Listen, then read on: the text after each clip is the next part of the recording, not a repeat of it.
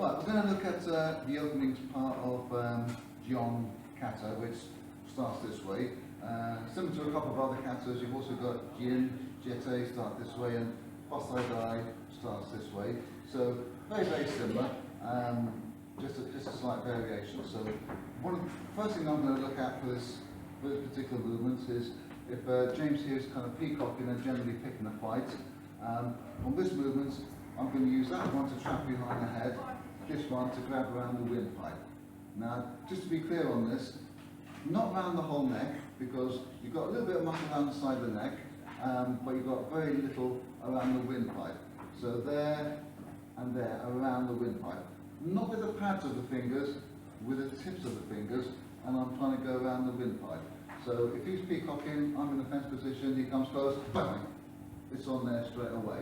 Now, could argue he can still punch me, but when you get people and you squeeze around the windpipe, you induce a panic reaction very, very quickly. As soon as somebody can't breathe, there's a panic reaction kicks in very, very quickly.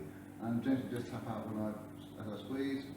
Right. It takes very, very little pressure to make him tap out there. Okay? Next thing, for the same movement, he's going to point at me like he's threatening.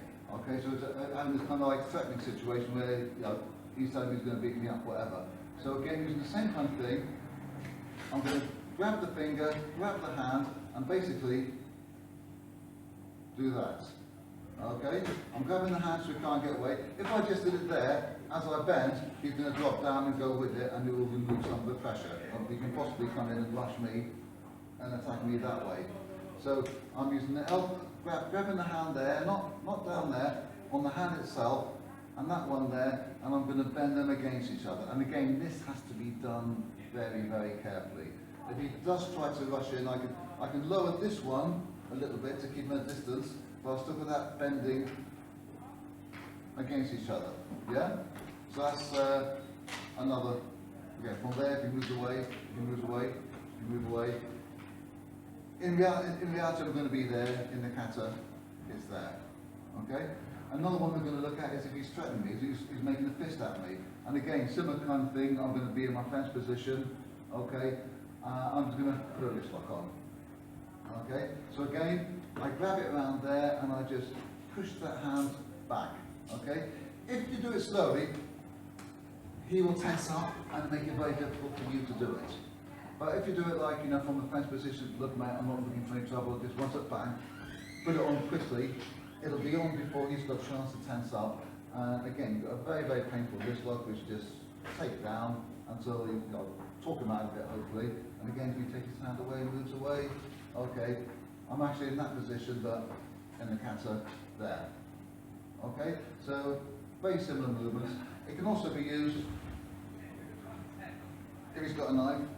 Okay, now we're assuming a position here where, if someone's like social violence, for example, we're more likely to be, hey, do it, mate.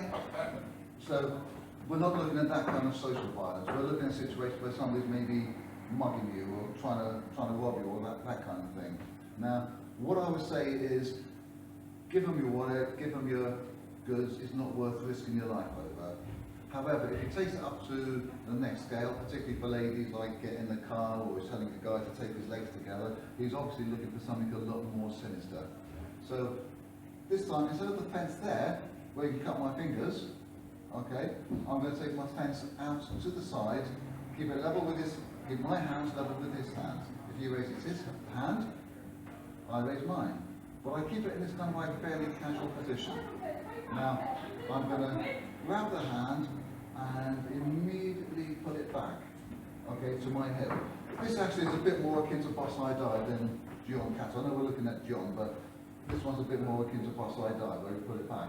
So, grab it back, okay? I've taken this balance, I've taken this structure. If I want to drop my elbow in there, I can take him down even further, or I can come around the other way, put a lock on there, put elbow lock, wrist lock, then whatever I want to do from there, yeah? Choice is yours, okay? Another one I want to look at from Jion is these palm heel strikes. Now, they're a little bit unusual in Shotokan in that way. Stepping to obviously you've got to strike. that part's obvious. But normally when we do these strikes, we're normally in a forward stance facing the person, okay? Most of our strikes are done facing. Not many of our strikes is done side on. So why would we want to go side on to make a strike? When it's, let's say, it's unusual within karate. So I'm actually going to look at it from a position where he's grabbed me and he's threatening me. Okay? So there's a threat, there's the grab. Sorry, can you do it this way? Okay, now if I strike from there, I can strike, he can strike, it's down to basically who gets in there first. However, if I apply that movement back, I can actually kind of like take his structure a little bit. Now, he pulled out here, that one, he can still hit me, but he hasn't got any power to hit me with it. I've got full power to come, all my body weight coming in with that strike there. But this motion of stepping through, because again, this moment of stepping through, it takes his, if he's holding on tight, it's going to take his balance, okay? I can add to that a little bit